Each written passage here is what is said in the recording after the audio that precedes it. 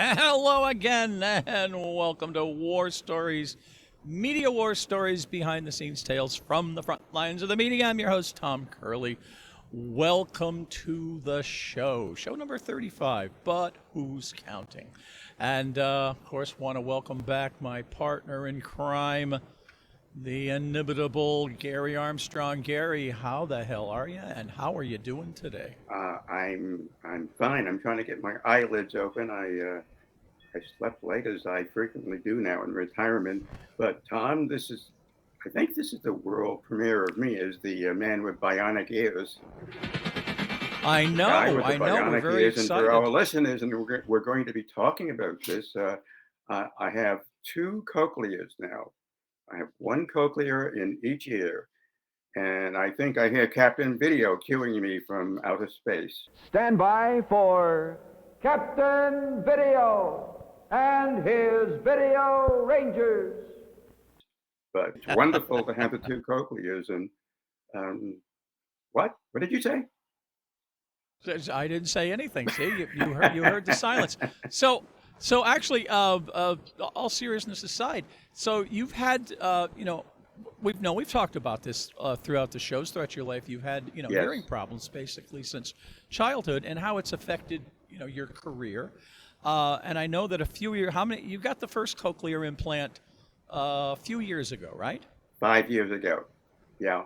Okay, 5 years So when ago, I and I got the remember first we had. one 5 years ago, I was over the moon with it because I was hearing sounds that I have never heard in my, I guess I have to say it, in my 81 years. I was hearing things like the raindrops, and you can hear the songs popping up in the background. Raindrops on the roof. I could hear my breath. I could actually hear the sound of my voice. And that's kind of weird for someone who had been in broadcasting for over 40 years. And I know you can understand this. I could really hear my voice. It's not bad. Not great, but not Yeah, bad. yeah. I No, could hear the we've wind always liked blowing. it. I could hear Duke barking, which wasn't really pleasant. I told him that, and he walked off in a huff and begged for a treat. But it's wonderful being able to hear all these things that you have never heard before. And I was swapped an email with an old broadcasting friend of mine, and I said, now I can hear what you people have been saying behind my back. And he wrote me back saying, I don't think you want to hear it, Gary. On that note, we're going to talk about how my brave new world is progressing. So, so let me ask you. I remember back then, you would sort of put it off for a long time because, well, quite frankly, you were afraid Yeah, of the surgery, which is totally understandable. I put off right. having my cataract surgery for years because I had this deathly fear of people bringing scalpels toward my eyeball. And of course, Oh, when I yes, had it, it was yes. wonderful. All of a sudden, I could see. I could see colors. I could see without glasses. I had 20/20 I vision. But, Tom, but, but in I your. thought you were going to do the riff, so I will do the riff for you. When yesterday, not my ears, yesterday was my session for having my eyes checked because I have a problem with glaucoma. It runs in our family, and the stuff they throw stuff in your eyes, and you wait and you wait, and then finally you begin to see things clearly. So I did the old Peter O'Toole from my favorite year. I said, "Oh my God, I can see! I can see! See, It's wonderful." um, but anyway, no. My question was, after your first cochlear implant, uh, they had told you that when you first got the implant, everything would sound tinny, like a robot. It would sound, it would sound like Yes, this or something like that. And then over a period of time, days, weeks, your brain would finally interpret those signals and turn it into normal hearing. And that's what happened, right? correct. Yes. Yeah. This time around, Tom, I might have had some fleeting moments as they were testing it on me, and it was kind of tinny, and the audiologist said, "Are you hearing tinny sounds?" And I said, Yes, I am." And she said, "Well, it'll be better than your first one, but you will have it for a while." And it lasted for a few minutes. I remember checking out of the hospital and going to the valet parking, and the guy said something to me, and I said, you sound like the Tin Man from The Wizard of Oz. And the guy just gave me a weird look and handed me my keys. But it disappeared after that. Now I'm just Wow. dealing with, I hate to say it, I'm dealing with putting the batteries. The first cochlear had, let's say, rectangular structure. The new batteries I have now are curved. And I feel like that 10-year-old Gary Armstrong who couldn't even buckle his galoshes. I'm so clumsy. So I've been having problems putting the batteries in the charger, taking them out. I am also having problems putting these things on correctly so the wires are not curved. So Marilyn has to like redress me with my cochlears every day. It's humbling, but my whole life has been humbling. So here's my next question. Um, when you had the first cochlear implant and your other ear was still goodish, you still needed hearing aids. Um, did you hear? Did you hear in stereo? I mean, could you differentiate something is coming from my left, something is coming from my right, something is behind me, I something is in could. front of me? I was kidding for our followers. I was kidding Tom when I wrote him a note saying, I'm going to hear you in stereophonic sound, or I will hear you in quadraphonic mix minus. Um, that's not a problem. What I can do, and what you're alluding to, is I'm beginning to be able to separate sounds. One of my complaints had been in the evening, we eat in the living room with TV tables, and I normally have the news on. And I'm sitting watching the television, and the other folks are sitting to my left, and everything was drowned out. I couldn't hear the news. I could hear the people to my left babbling, and I was really getting irritated because I couldn't distinguish the two sounds. Now I'm beginning to be able to, and I have, and you'll understand this. I my the sounds I'm getting up here inside my brain for whatever is left in my brain. The audio is transmitted Bluetooth, which I still don't understand. It's streamed into my iPhone, and I can balance it out. And when all the sounds are like just one mass of ununderstandable noise, I can go to my iPhone, and I have a an app there that allows me to either raise or lower the volume in whichever cochlea, the left or the right, where it's all mixed up. So I can now, for the first time, I can separate the sound, and I can hear what the people are saying to my left as well as behind my back. And I don't like what I'm hearing behind my back, frankly. Well, But that's fascinating technology. What you're using is it's using basically a form of AI to uh, filter out, yes, to identify one sound and yes. filter it out. Peter Jackson in the documentary Get Back, uh, which took the film from the original documentary that was done by a British company. I think it was called Let It Be.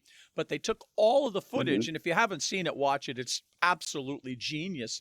But they took all that unused footage and used footage and made a completely new documentary. But the cool thing that Peter Jackson pointed out, and this is seriously cool, um, in the original documentary, the director had microphones everywhere and cameramen on them all the time.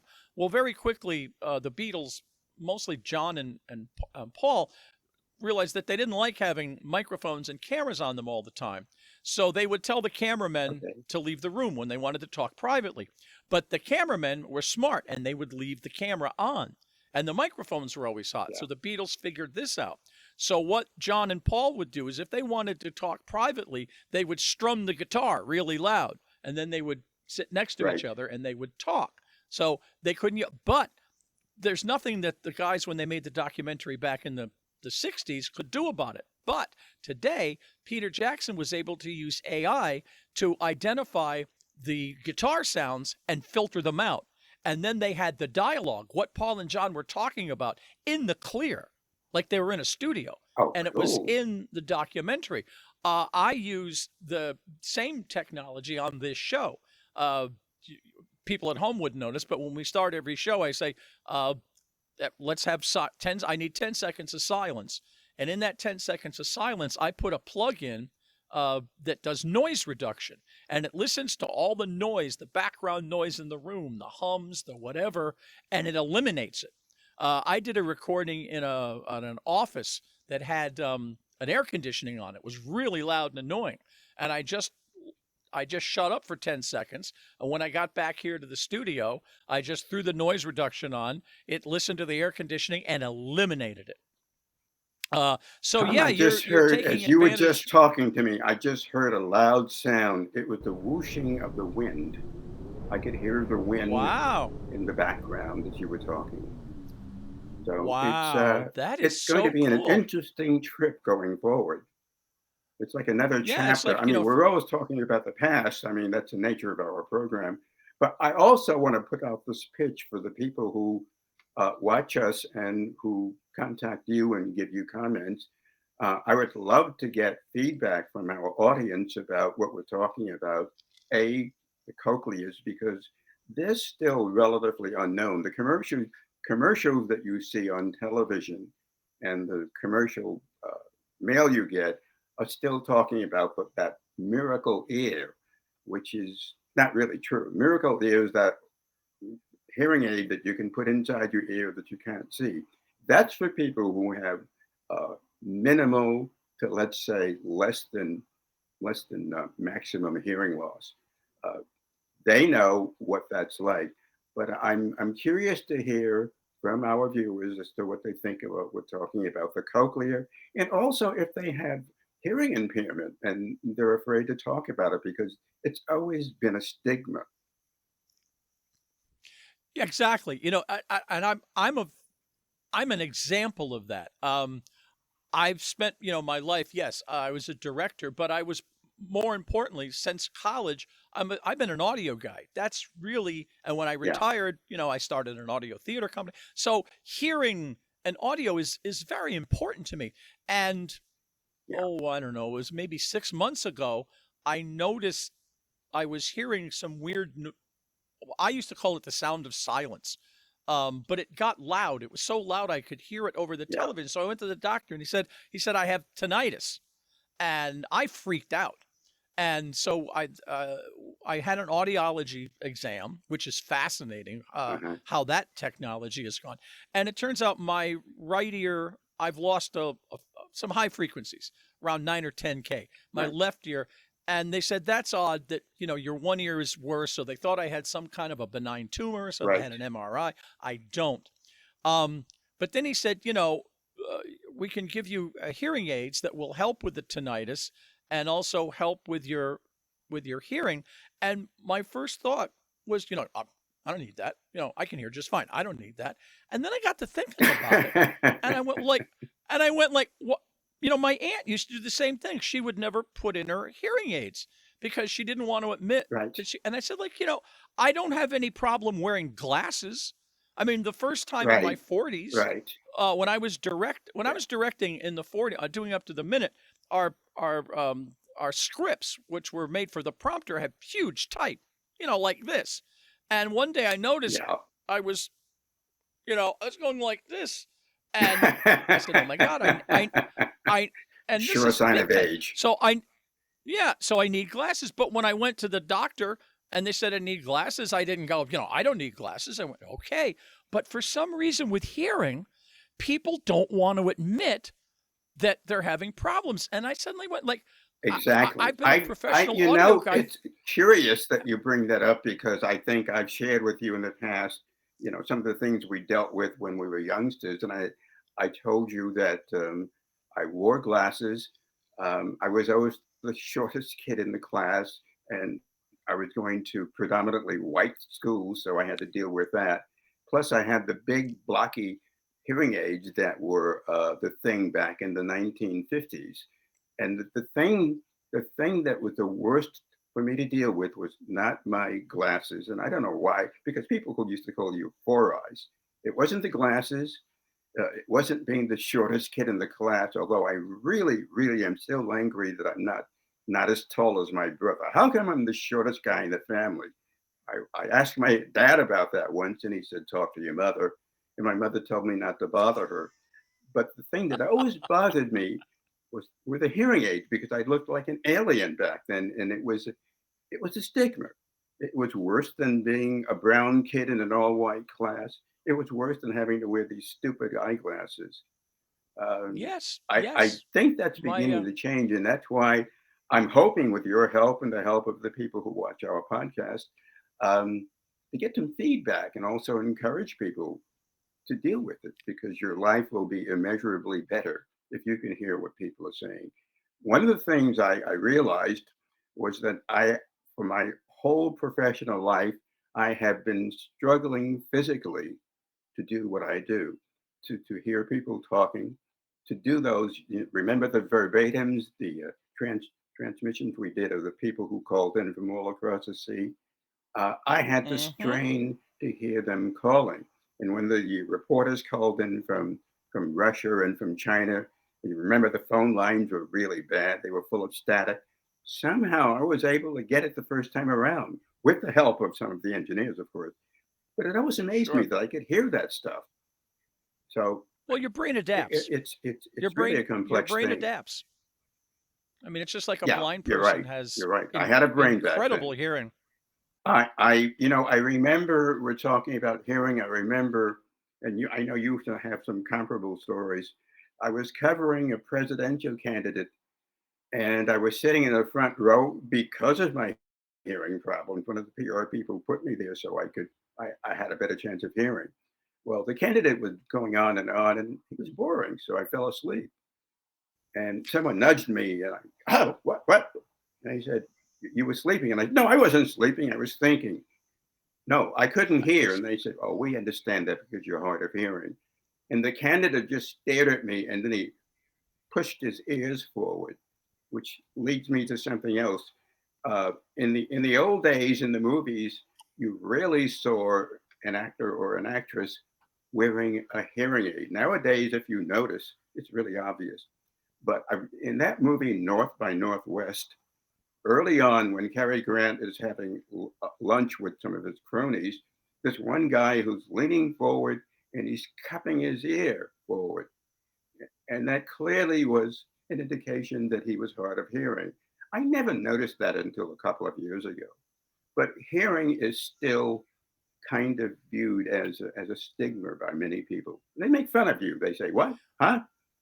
And it is. it It really is. isn't funny. And one of the cruelest jokes to do to an audio guy is the audio guy will ask for a mic check and he'll go, could you count to 10? You'll go one, two, three, Yeah. seven, eight, and they go, ha ha ha, gotcha. As an audio guy, it's funny the first time. It's not funny the next 10,000 times. I have to ask you, Tom. You just talked about your hearing issue, but one of the things I'm curious about, and I've always been curious about, we talk about musicians at loud rock concerts. But your entire life, you've dealt with audio, all kinds of audio. How the heck has your hearing not really been more greatly impaired? How have you survived? Well, I don't listen to really loud stuff. My wife says I do. When I listen to a movie, I like to listen to it loud, but not Right. the loudness that you have in a movie theater. Most of this, just in my case, was just old age, but I'm so used to hearing stuff. One of the things, all right, there's a thing in your brain, this is a little technical, called the reticular formation. Your brain, you hear and see and feel and smell everything. When I Right. used to teach a class in sound effects, one of the things we had to teach the people was you need to start listening. Because here's what you do: your brain filters out shit that it doesn't need to hear or see or feel or smell. All right. So, and I would point out Right. in the class, I'd say, like, for instance, right now, none of you noticed that over there in the corner there's an air conditioner humming. and none of you noticed that Right. there's a dripping pipe over there. And they go, "Oh my God, it Right. was." He said, "Now you were hearing it, but your brain Yeah. filters it out." For Right. instance, you buy a car, you buy a Subaru, all right, and then all of a sudden, when you're driving for the next couple of weeks, you see Subarus everywhere. It's like, my God, I never Yeah. realized everybody owns a Subaru. No, they were always there. You just didn't hear it. Okay. Right. But now that your brain is unfiltered, that you do. So I've always, I can compensate for whatever. I mean, all I'm missing is some high frequencies that if I played them for you, Right. you wouldn't know. Do you hear that? I can hear that. I can hear that clearly. Well, like for instance, going back to the tinnitus, for the first few weeks, it was driving me crazy. I mean, I was totally freaking out. Uh, and the doctor told me, "Oh, go out and buy a sound, a white noise machine." Well, that didn't work. And oh, I took all this medication. There's a huge industry out there to cure tinnitus. It's the number of people that suffer from it is mind-boggling. And then after a few I'm weeks, sure. I got used to it. It went away. And I found so many people I know that have it. And I go, "Did you treat it?" And they goes, "No, I just don't notice it anymore." And they'll stop and they'll go, "Oh, yeah, there it is. There it is." And then you forget Yeah. about it. Yeah. So I think once again, the brain filters it out. Um, which is, I guess, Yeah. I, a good thing. you just, again, I'm repeating myself. You just pinpointed something that a lot of us are not aware of. The brain does all of that work for you. Uh, I have another, call it funny, it wasn't funny to me at the time, anecdote related to my being hard of hearing.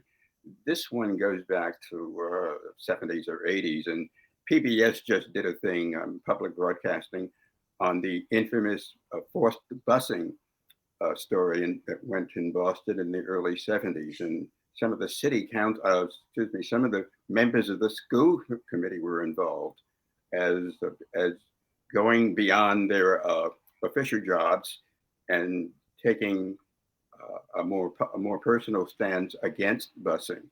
Long story short, one or more of the members of the school committee were later arrested on fraud charges. I was sent to interview one of the people who had been arrested at the Charles Street jail. And I walked in and I walked up to the fellow and I said, "Hi, good. I'm sorry to be here under these circumstances." And he turned to me and he said, "Good day, Gary." I took that to mean it's good to see you and let's get on with the interview. And I started to repeat the interview question and he said, I said, "Good day, Gary." I said, "Yeah, it's a good day, but not really." And he said, "No, Gary." I said, "Good day, Gary." Good day, sir. I said good day. I said, "Oh, you mean you don't want us here?" And he said, "Yes, that's what I meant. Can't you hear me?" I said, "Good day, Gary." And I slunk away in embarrassment, and the crew just looked at me, and we just walked out. And that was one of those days when I Uh, thought, "Oh man, that must have been really, really bush league." I didn't understand what the man meant, but those things that's a happen, and that's that's why during my years of work, I always tried to push myself to comprehend what was being said. You also have to read the body language of the person you're talking to. That's one of the primary things in broadcasting. Eyeball the person you're talking to. Oh, and the other thing, Tom, is one of the things that I've been told to do is to listen clearly to what the person's saying. And Marilyn has told me it's one of the things I don't do. Let them finish saying what they're saying, or you may misinterpret what they're saying. Now, professionally, and this is ironic, professionally, I always did that because that's how you become a good interviewer. You listen to what the person is saying, you let them complete their thoughts, and bingo, you go forward with the interview. Now, here at home, it was like I never knew that. And we have fights over the years, or not fights, but arguments, because Gary didn't let Marilyn finish saying what she's saying. Now, my audiologist is saying to me, "Gary, shut up and listen to what your wife is saying and then pursue it. It may be good or bad, but you need to let her finish what she's saying. Now, unfortunately, in our household, everybody is always talking all the time. So I'm waiting for that little second when I can join in. But now I know I need to listen to the whole sentence, which normally Yes. borders on Gary, you're a schmuck, but at least you understand it. Yes. Yes, and the dogs are having a good time upstairs, to which I apologize. Uh, the No, you're absolutely right about that. This happens a lot on this show. I usually try to edit out the worst of us upcutting each other, but in our case, it's not that we're not listening to each other. It's that the way this program works, and it works very well, but all of the processing and mix minusing and stuff that this program does to allow us to have this conversation, there is a delay between Right. when you actually talk and when the other person actually hears. Now, you don't notice it on the show because it's all synced up, but there is, and it's about a 1 second delay. So I will start to say something, and a second doesn't seem like a lot, but when you're having a conversation, it's a long time. So you'll start talking because you haven't heard my Right. question because it hasn't come yet. And then sometimes it'll come to like, okay, no, you go ahead, no, you go ahead, no. So Right. I usually try to edit it out, but this used to happen all the time on the air with remotes, because you got to realize that the way we did remotes, well, nowadays everybody just does Skype or Right. Zoom Right. or whatever. But we used to rent out satellites, okay? Now, a satellite's 22,000 miles up in the air in a geosynchronous orbit. So to go 22,000 miles up and 22,000 miles back, even at the speed of light, that takes a fraction of a second, okay? Now, how do we send the IFB? How do we send the audio of the studio to the talent, to you out in the field? We do it over the phone. Well, a phone line is basically instantaneous. So what happens Right. is if we were feeding everything from my board, everything, including you, and then feeding that output from the phone into your ear, when you say something, you'd say hello, and then your hello would go 22,000 miles up, 22,000 miles back, and then into your Exactly. ear. And what you hear is hello, hello. Everything I say is being repeated. And if you see a Right. reporter yank his earpiece out, that means Right. we didn't give him the mix minus, meaning the mix of the Exactly. show And that's hell on a minus. reporter. It's hell on a report. It is literally impossible. I've known one or two people that could power through it. You literally have to talk and not listen to yourself being repeated. You probably had an easier Exactly. job of it I've because done that. I've done that. yes, but it's not easy. Yeah. But I must confess, since we're talking about that, just a minute ago, I was babbling and I ended my sentence and I thought it was kind of funny or whatever. And I was looking at you, and there was like that 1 second seemed like 20 seconds. And I thought in my brain, even though we both know what's going on, I thought in my brain, did I say something that was boring to Tom? And all that was happening was we were enduring that 1 second, but it seemed so long, and you were just looking at the screen, and I thought, I really bored him. But yeah, that's a no, classic I've example learned. of what you're talking about. Yeah. And speaking of talking, we can do it no longer. Wasted another half hour. God damn, we're getting good at this. Uh, Oh yeah. So let's see how quickly we can get through the plug. Serendipity, Seeking Intelligent Life on Earth, Maryland's blog. We all contribute to it. Voicescapes Audio Theater for the best in audio theater, music, radio, drama, comedy, half-hour radio show. Really, really funny. Check it out. And, of course, my sister or brother podcast, Get Off My Lawn with me, where we talk about life, the universe, and everything. So, Gary, interesting discussion. I'm glad that you can hear more. Enjoy the sounds of the world. And until then, all I can say is toodles!